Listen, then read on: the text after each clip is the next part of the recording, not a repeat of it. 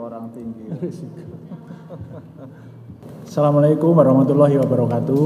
Selamat siang, salam sejahtera untuk kita sekalian, rekan-rekan media yang saya hormati.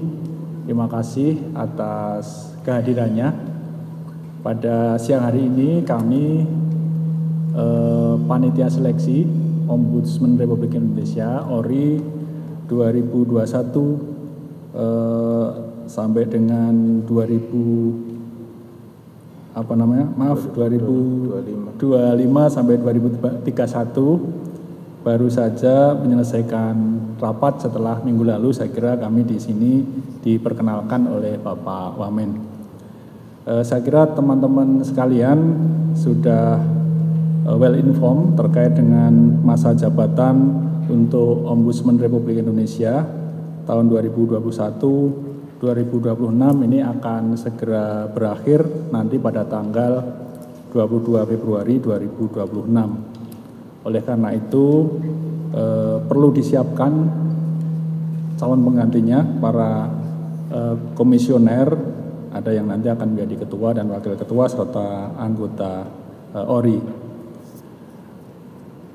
Panitia seleksi ORI ini dibentuk untuk memilih 18 orang calon anggota ORI untuk nanti akan diajukan kepada Bapak Presiden, dan Bapak Presiden selanjutnya akan menyampaikan kepada DPR. Nah, dalam rangka melaksanakan ketentuan pasal 15 ayat 3 huruf A Undang-Undang 37 2008 tentang ORI, maka panitia seleksi calon anggota ORI akan mengumumkan pendaftaran calon anggota ORI. Jadi kami Pansel ORI pada hari ini melakukan rapat yang pertama, dan nanti dari hasil rapat tersebut akan segera mengumumkan pendaftaran calon anggota ORI. Pengumuman pendaftaran calon anggota ORI ini akan dimuat pada media online agar jangkauannya cepat, kemudian juga laman resmi Kementerian Sekretariat Negara, laman administrasi Panitia Seleksi Elektronik atau APEL, kemudian laman resmi Ombudsman Republik Indonesia, dan juga laman resmi Kementerian Pendayagunaan Aparatur Negara dan Reformasi Birokrasi. Ini nanti akan ditayangkan sejak tanggal 3 sampai dengan 29 Juli 2025. Jadi itu adalah pengumumannya, sedangkan pendaftaran akan dimulai pada tanggal 9 sampai dengan 29 Juli 2025. Untuk seterusnya, pengumuman hasil seleksi administrasi akan diumumkan pada tanggal 12 Agustus 2025. Oleh karena itu, agar kita memiliki anggota ombudsman yang profesional, yang kita harapkan mampu mengawal pelayanan publik menjadi lebih baik di masa yang akan datang, panitia seleksi mengundang warga negara Indonesia untuk mendaftar sebagai calon anggota ORI masa jabatan tahun 2026-2031, dan informasi lebih lanjut mengenai persyaratan dan juga tata cara pendaftaran ini dapat dilihat pada pengumuman pendaftaran yang nanti akan dimuat di media online dan juga laman resmi sebagaimana tadi sudah kami sampaikan.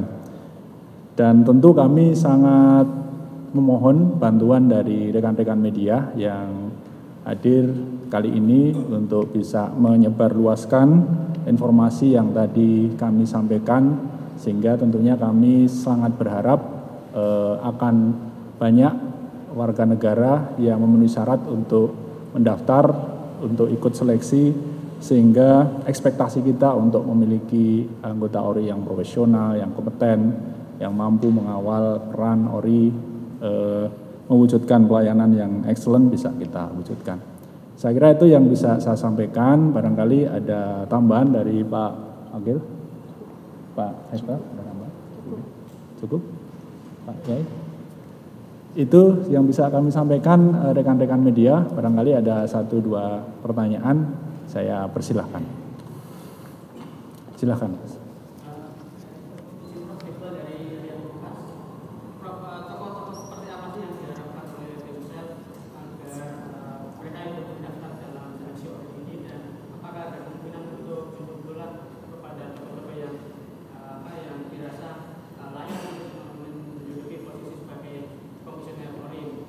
Ya, tentu tokoh yang diharapkan adalah orang-orang yang punya track record, orang-orang yang kredibel dan punya pengalaman di bidang pelayanan publik. Kalau dalam syarat normatifnya yang berbackground sarjana hukum, namun demikian tidak harus sarjana hukum, tetapi mereka yang punya pengalaman di bidang pelayanan publik, di bidang pemerintahan minimal 15 tahun. Nah, syarat substantif tentu saja kita harapkan bisa dipenuhi ya, agar nanti jika ada individu yang tadi kredibel, punya pengalaman, punya perhatian, juga punya track record bahwa selama ini melakukan advokasi di bidang pelayanan publik, tentu itu yang akan kita harapkan untuk mendaftar.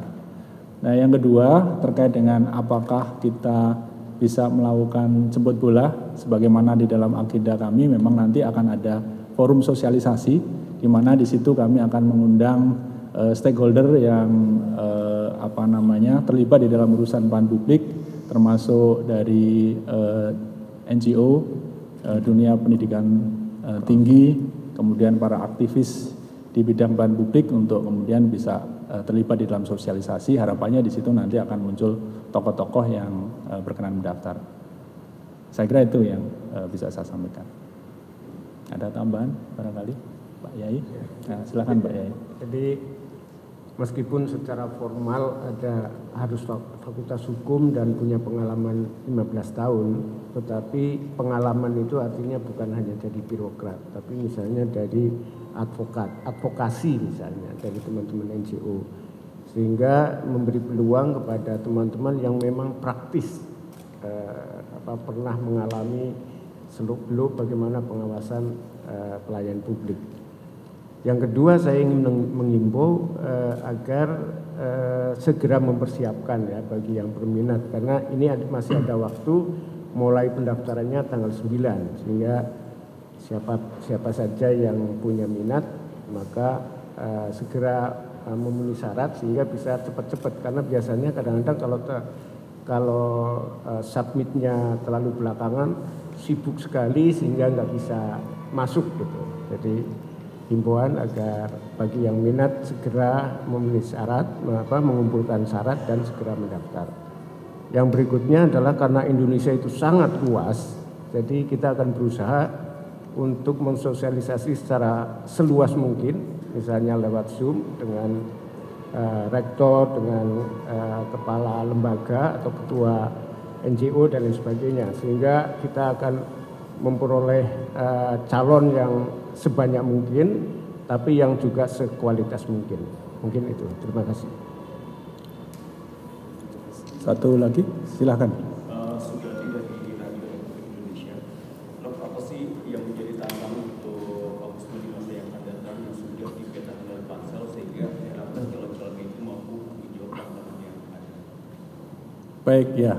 Saya kira tantangan ke depan kalau terkait dengan pelayanan publik ini, masyarakat kita ini kan makin well educated, kemudian juga informasi itu gampang diperoleh, masyarakat makin paham hak-haknya sebagai warga negara, dan juga dengan banyaknya masyarakat yang sekarang melek digital ini punya ekspektasi layanan itu serba mudah, serba cepat begitu.